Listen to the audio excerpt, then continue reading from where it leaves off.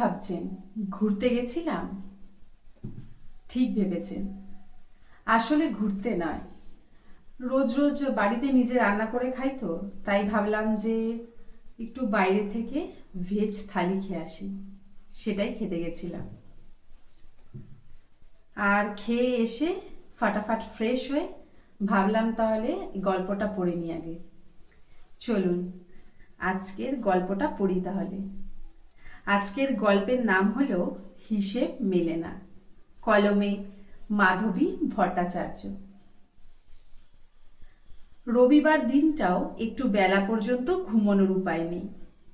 সুজাতার খ্যানখ্যানে গলার আওয়াজে আরামের ঘুমটা ভেঙেই গেল।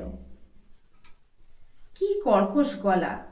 যদি সুজাতাকে এটা বোঝানো যেত, ওর সঙ্গে তো কথা বলার উপায়ই নেই। কিছু বলতে গেলেই কথা সেই ঝগড়াতেই পৌঁছাবে। মাঝে মাঝেই অনিমেষের মনে হয় বাপের বাড়ি থেকে ঝগড়া ছাড়া আর কিছুই বোধহয় শিখে আসেনি সুজাতা।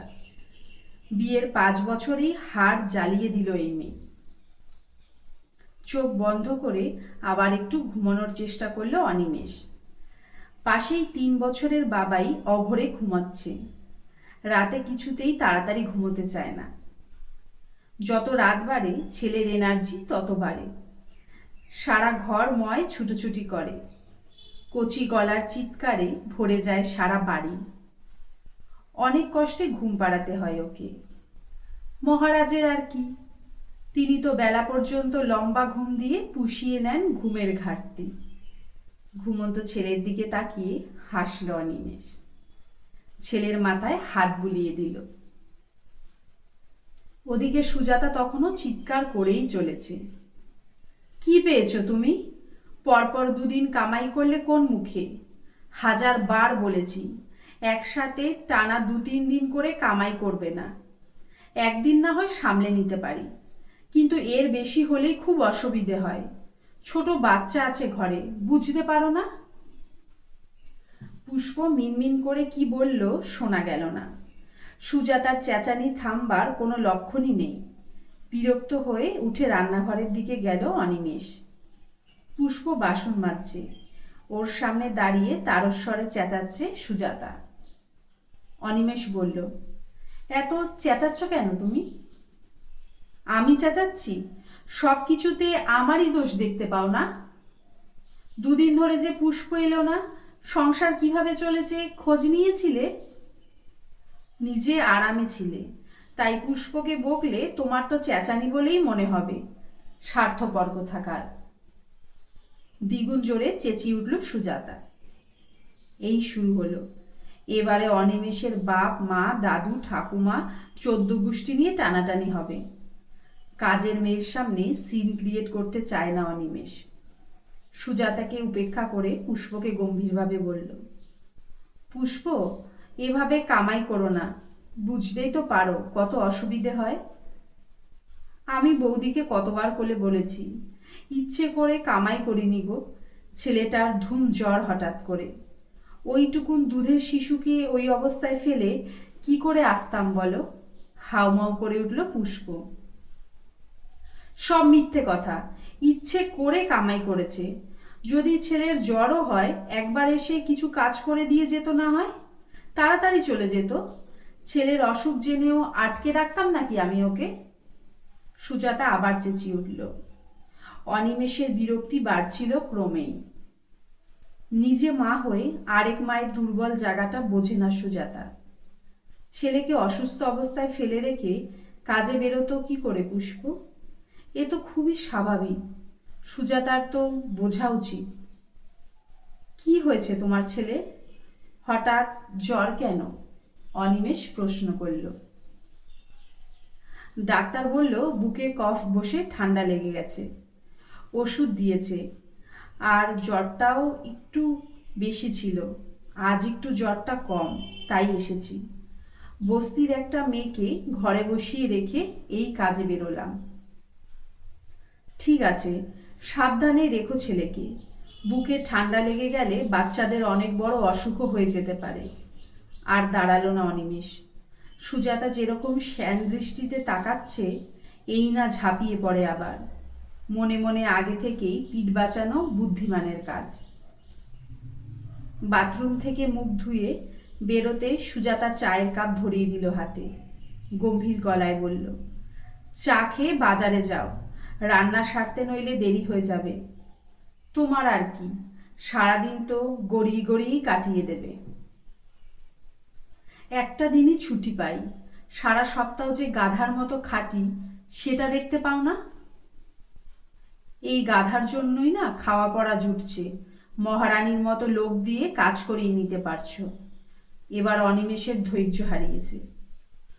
তাহলে আমিও বলতে পারি, দুবেলা যে পেট পুড়ে খেতে পাচ্ছ সেটাও আমার জন্য।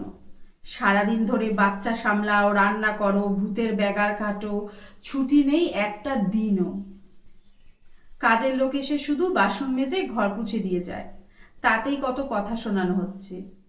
পারতে যদি দত্তবাবুর মতো দিন রাতের লোক রাখতে, দত্ত বৌদিকে কুটোটিও নাড়তে হয় না। মুরদ নেই এক আনাও, বড় বড় কথা আছে 16 আনা। সুজাতার ঠোঁটে বিদ্রূপের হাসি। রেগে মেগে চায়ের কাপ টেবিলের ওপর ঠক করে নামিয়ে দিয়ে বাজারের ব্যাগ হাতে বেরিয়ে পড়ল অনিমেষ। এই মেয়ের থেকে যত দূরে থাকা যায় ততই ভালো। রুক্ষ উগ্র কাটকাট মেয়েটার সাথে কি সারা জীবন কাটানোর কথা ছিল? এরকম সময় আরো বেশি করে মনে পড়ে যায় রুবির কথা। যেমন মিষ্টি দেখতে তেমনই মিষ্টি ছিল রুবির স্বভাব। কখনো উঁচু গলায় কথা বলতো না। সব কিছু ঠিক থাকলে আজ রুবিই থাকতো অনিমেষের জীবনে। কিন্তু কপাল মন্দ হলে যা হয়, হাজার চেষ্টাতেও একটা ভালো চাকরি জোটাতে পারল না।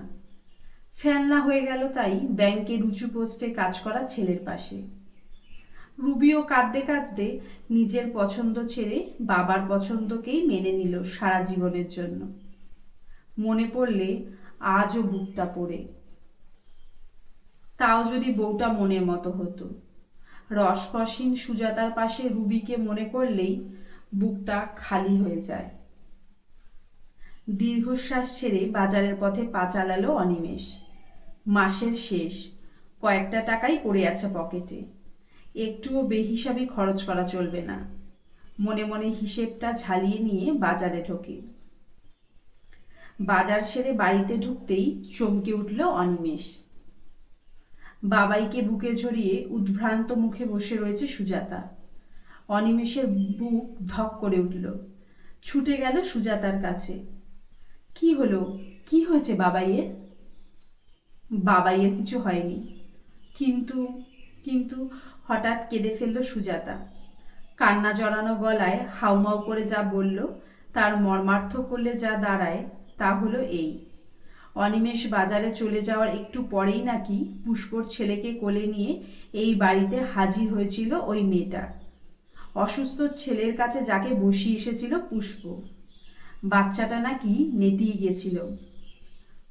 ঘর ঘর করে আওয়াজ হচ্ছিল একটানা, জোরে জোরে শ্বাস নিচ্ছিল। পুষ্প ছেলেকে নিয়ে হাসপাতালে দৌড়েছে। আমার বড্ড ভয় হচ্ছে গো, বাচ্চাটার যদি কিছু হয়ে যায়। চোখের সামনে দেখেছি ওইটুকুন বাচ্চার কি কষ্ট। পুষ্প পুষ্প কেমন পাগলের মতো করছিল। ওই বাচ্চাটা ছাড়া যে ওর আর কেউ নেই। সুজাতা এখনো কাঁদছে। কিছু হবে না, এত চিন্তা করো না। পুষ্প ডাক্তারের কাছে গেছে তো, অনিমেষ বলার চেষ্টা করল। এভাবে হবে না, বাচ্চাটার ঠিকঠাক চিকিৎসার দরকার, ভালো ডাক্তার দেখানোর দরকার। পুষ্প একা একা কি করে এত সব করবে? ওর কাছে টাকাও নেই হয়তো। তুমি একবার যাও পুষ্পর কাছে, সাহায্য করো ওকে, দেখো কি দরকার হয়। সুজাতা অবুঝের মতো করতে লাগলো। কি বলছো এসব? পুষ্প এখন কোথায় গেছে আমি কি করে জানবো? তাছাড়া আমি গেলেই বা ওর কি সাহায্য করব? অনিমেষ হতভম্ব। বাড়ির কাছের হাসপাতালটাতেই গেছে তো, তুমি যাও এখনই, আর কথা বাড়িও না। বাচ্চাটার অবস্থা আমি দেখেছি, তুমি তো দেখোনি। যাও যাও এখনই। সুজাতার পাগলামিতে রওনা হতেই হলো অনিমেষকে। যাওয়ার আগে বেশ কিছু টাকা অনিমেষের হাতে তুলে দিল সুজাতা। এটা রাখো, কাজে লাগবে। টাকাগুলো হাতে নিয়ে অনিমেষ চমকে গেছে। এই টাকা কোথা থেকে এলো? আমি জমাচ্ছিলাম বাবাইয়ের জন্য ট্রাইসাইকেল কিনবো বলে। আর প্রশ্ন করো না, এখন যাও তাড়াতাড়ি।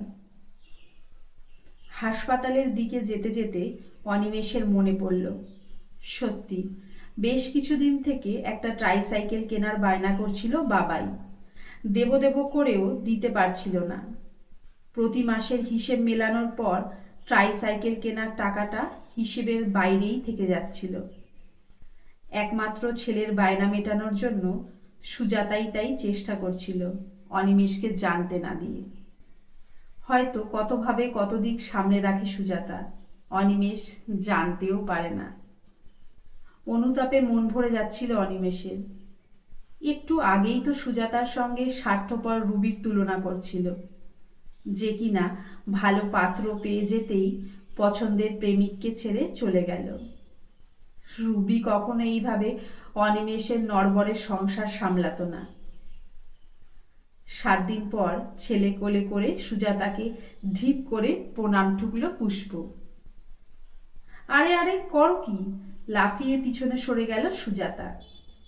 বৌদি, তুমি না থাকলে আমার ছেলেটাকে ফিরে পেতাম না। তুমি আমার কাছে ভগবানের মতন। পা ছুতে দেবে না আমাকে? ঠিক আছে ঠিক আছে, ছেলে ভালো হয়ে গেছে, খুবই আনন্দের কথা। এবার থেকে সামলে রেখো ছেলেকে, আর আমার কাজটাও করো মন দিয়ে, তাতেই আমি খুশি। অনিমেষ হাসছিল। জীবনের হিসেব যেমন মেলে না, তেমন কিছু কিছু মানুষের ক্ষেত্রেও হিসেব মেলে না কিছুতেই। ওরা হিসেবের বাইরের মানুষই থেকে যায় আজীবন। গল্পটা খুব সুন্দর, তাই না? আমারও খুব ভালো লেগেছে। আসলে আমরা এরকম অনেক মানুষের সাথেই মিশি বা দেখি, যাদের মনে হয় বাইরে থেকে দেখে খুব কঠিন, খুব শক্ত, কিন্তু আসলে সেটা নয়। যখন স্কুলে পড়তাম তখন এরকম অনেক টিচারকে দেখেই মনে হতো যে বাপরে কি রাগী ম্যাডাম, কিন্তু যখন ওনার সাথে মিশতে শুরু করলাম তখন বুঝতে পারলাম উনি সত্যি বাচ্চা কত ভালোবাসেন। তাই বাইরে থেকে কঠিন দেখে যাদের মনে হয় তারা সত্যি যে সবসময় কঠিন হবে, এটা কিন্তু সঠিক নয়। আজকের গল্প শেষ, আবার আসছি একটা নতুন গল্প নিয়ে। ততক্ষণ সবাই ভালো থাকবেন, সুস্থ থাকবেন, আর নিজের খেয়াল রাখবেন। গুড নাইট সবাইকে। না, এখন গুড নাইট নয়, এখন হলো দুপুরবেলা, কিন্তু আমি যখন গল্পটা পোস্ট করব তখন তো রাত্রিবেলা থাকবে, তাই সবাইকে অ্যাডভান্স গুড নাইট বললাম।